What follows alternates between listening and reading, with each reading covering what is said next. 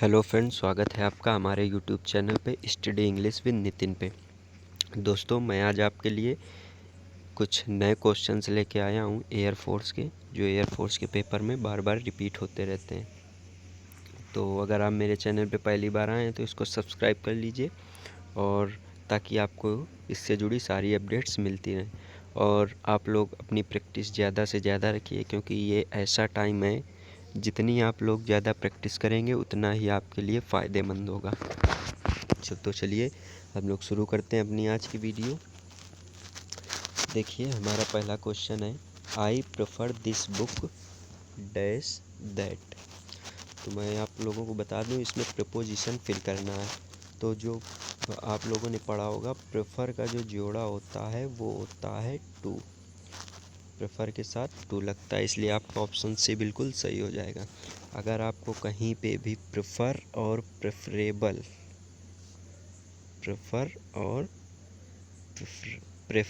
मिल जाए तो आप लोग इसके आगे बिना कुछ सोचे समझे टू का प्रयोग कर देंगे और आपका सही हो जाएगा।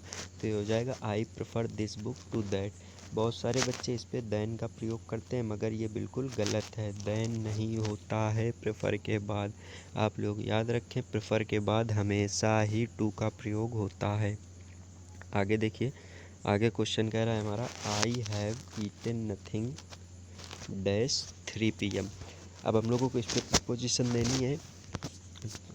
फ्रॉम तो होगा नहीं, आप लोग जानते हैं, क्योंकि ये देखिए परफेक्ट है, जो परफेक्ट की फॉर्म है। ईटेन वर्ब की थर्ड फॉर्म है, मतलब ये प्रेजेंट परफेक्ट में गया। और ये टाइम दिया गया है, तो मतलब ये प्रेजेंट परफेक्ट कॉन्टीन्यूअस में है टेंस आपका।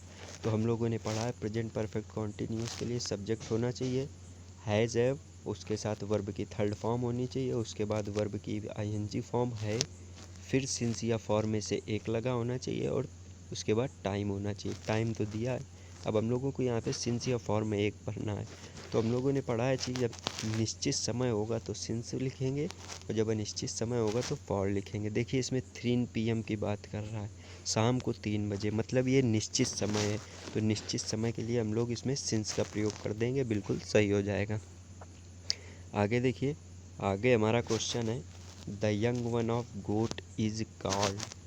गोट के बच्चे को क्या कहते हैं?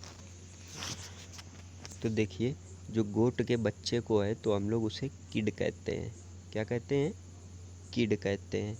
यह आपका ऑप्शन से बिल्कुल सही हो जाएगा। हम लोग गोट के बच्चे को किड कहते हैं। आगे हमारा क्वेश्चन देखिए, आगे क्वेश्चन कह रहा है, fill in the blanks with suitable words. Fill in the blanks भरने हैं हमें। देखिए, हमारा क्वेश्चन है, the two person never resembles dash each other. मैं आप लोगों को बता दूं कि अगर कहीं पे रिजेंबल वर्ड का प्रयोग हुआ हो और उसके बाद आपको कोई प्रपोजिशन देनी हो, तो उसके बाद नो प्रपोजिशन देते हैं, मतलब नो वर्ड होगा। इसके बाद किसी भी प्रपोजिशन का प्रयोग नहीं करते हैं। अगर आप लोगों को कहीं रिजेंबल लिखा हुआ मिले, उसके बाद प्रपोजिशन देनी हो, तो उसमें नो प्रपोजिशन ही ऑप्शन आपका करेक्ट होगा। रिजेंबल के बाद किसी भी प्रपोजिशन का प्रयोग नहीं करते हैं। आगे देखिए, आगे हमारा क्वेश्चन है, द reinforcement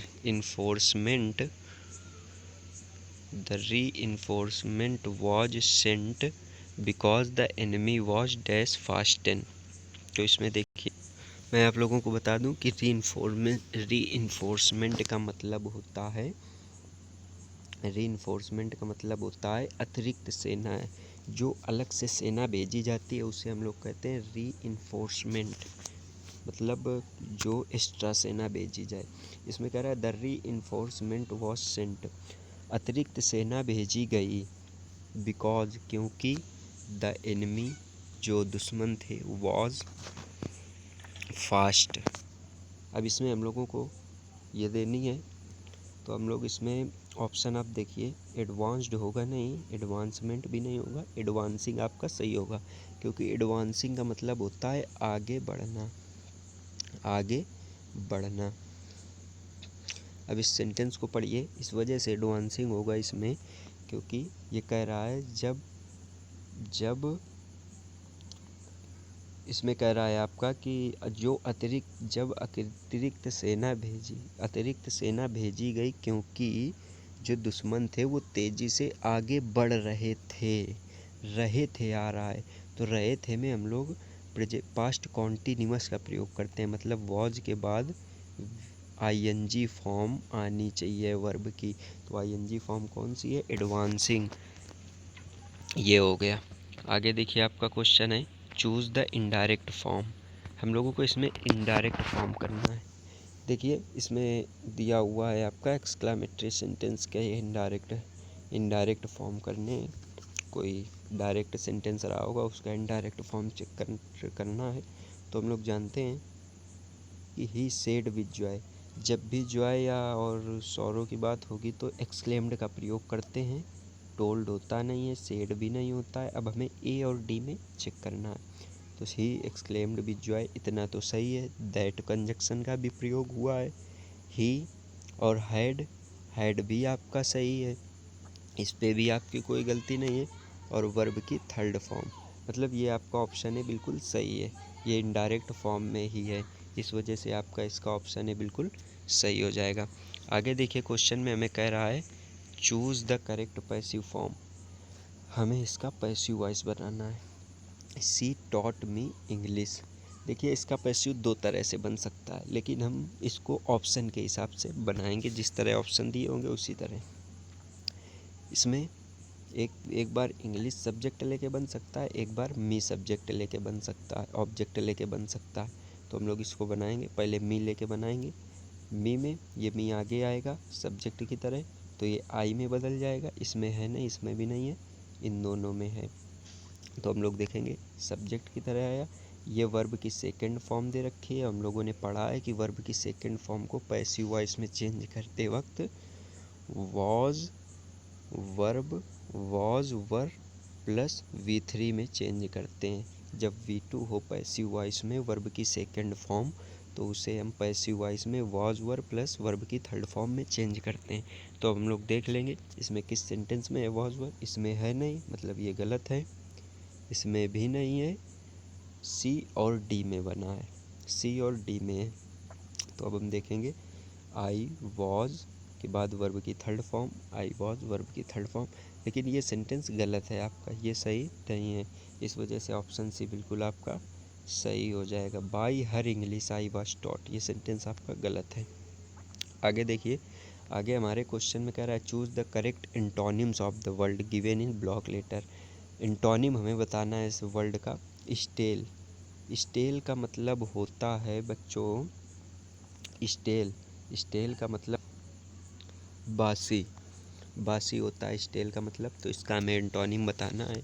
न्यू का मतलब नया होता है, ये होगा नहीं। टेस्टी का मतलब स्वादिष्ट होता है, ये भी नहीं होगा। रोटेन का मतलब सड़ा हुआ होता है, ये भी नहीं होगा। फ्रेश का मतलब ताज़ा होता है, ये हो जाएगा, क्योंकि बासी का उल्टा ताज़ा होता है। और एंटोनिम हमेशा अपोजिट वर्ड होता है, इस वजह से स्टेल का करेक्ट ऑप्शन डी हो जाएगा।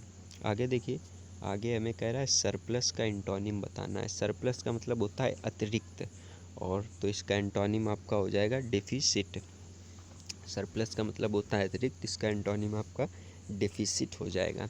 देखिए अगला क्वेश्चन है हमारा, द नन लिव्स इन। जहाँ पे नन रहते हैं उसे क्या कहते हैं? अब मैं आप लोगों को इसमें बता दूं कि बहुत सारे बच्चे मोनेस्ट्री का प्रयोग करते हैं इसमें। वैसे गलत मोनेस्ट्री भी नहीं है, बिल्कुल सही मोनेस्ट्री है आपका, गलत नहीं है। लेकिन हम लोग एक चीज़ देखेंगे, अगर ऑप्शन में कॉन्वेंट है तो कॉन्वेंट ही सही होगा, मोनेस्ट्री नहीं होगा। क्योंकि यूजुअली जो नन है वो कॉन्वेंट में रहते हैं। मोनेस्ट्री तभी लगाएंगे जब कॉन्वेंट ऑप्शन में ना हो। इस वजह से इस चीज़ का आप लोग बहुत ध्यान रखेंगे कि अगर नन लिव्स इन पूछे तो हम लोग देख लेंगे मोनेस्ट्री के अलावा कन्वेंट तो नहीं दिया है। अगर कॉन्वेंट होगा तभी मोनेस्ट्री को नहीं लगाएंगे, कॉन्वेंट को लगाएंगे। अगर ये नहीं है तो फिर मोनेस्ट्री लगा देंगे। आगे देखिए, आगे हमारे क्वेश्चन में कह रहा है noun of the given verb. जो वर्ब है रिबेल, इसका नाउन बताना है। तो हम लोग देख लेंगे, रिवॉल्यूशन है नहीं नाउन, रिबेलियसली भी नहीं है, रिबेलियस भी नहीं है, रिबेलियन आपका बिल्कुल सही है। रिबेल का जो नाउन है वो रिबेलियन होता है। आगे देखिए, आगे हमसे कह रहा है change the voice, voice change करना है। इसमें कह रहा है he likes people to call him sir. इसका हमें पैसिव वॉइस में बनाना है।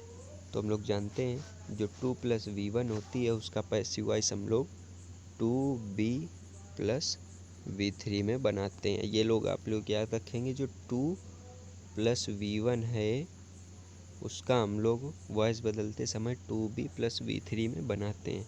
तो हम लोग देख लेंगे टू कॉल में टू बी कॉल्ड कहाँ दिया गया है। जहाँ जहाँ टू बी कॉल्ड होगा वही सही होगा। इसमें देखिए ये भी नहीं है टू बी कॉल्ड, इसमें भी नहीं है और इसमें भी नहीं है।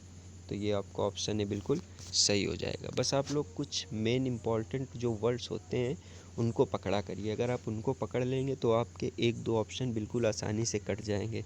फिर आपको अपना आंसर करेक्ट करने में आसानी होगी। इस वजह से इसका ध्यान रखेंगे। मेन वर्ड्स को पकड़िए और उनसे फिर आंसर निकालिए, तो इससे आपको आसानी होगी। आसानी से हम आंसर निकाल सकते हैं। आगे देखिए, आगे क्वेश्चन में कह रहा है fill in the blanks with appropriate adjective. Adjective भरना है। देखिए इसमें लिखा है I have an dash sister. Sister की बात हो रही है और सिस्टर अपनी होती है, अपने लोगों में बात की जाती है जिनसे खून का रिश्ता होता है। तो उसमें हम लोग एल्डर का प्रयोग करते हैं। अपनों के लिए जिनसे खून का रिश्ता होता है उसमें एल्डर का प्रयोग करते हैं, और जो बाकी लोग हैं जिनसे खून का रिश्ता नहीं है उन्हें से ओल्डर का प्रयोग करते हैं। इस वजह से इसमें आपका ऑप्शन सही हो जाएगा Elder sister. I have an elder sister. ये आप लोग याद रखेंगे, जिनसे खून का रिश्ता होता है उसमें एल्डर का प्रयोग करते हैं और जिनसे खून का नहीं होता है उसमें ओल्डर का प्रयोग करते हैं। आगे देखिए, आगे हमें कह रहा है कंजक्शन फिल करना है।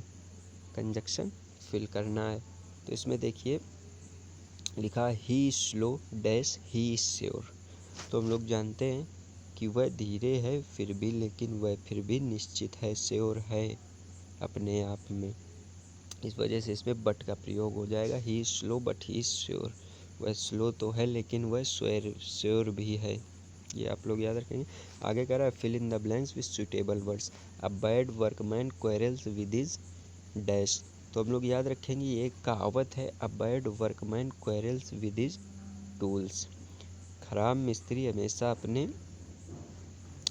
टूल्स के साथ लड़ता रहता है। इस वजह से इस कहावत को याद रखेंगे, अ bad workman quarrels with his tools.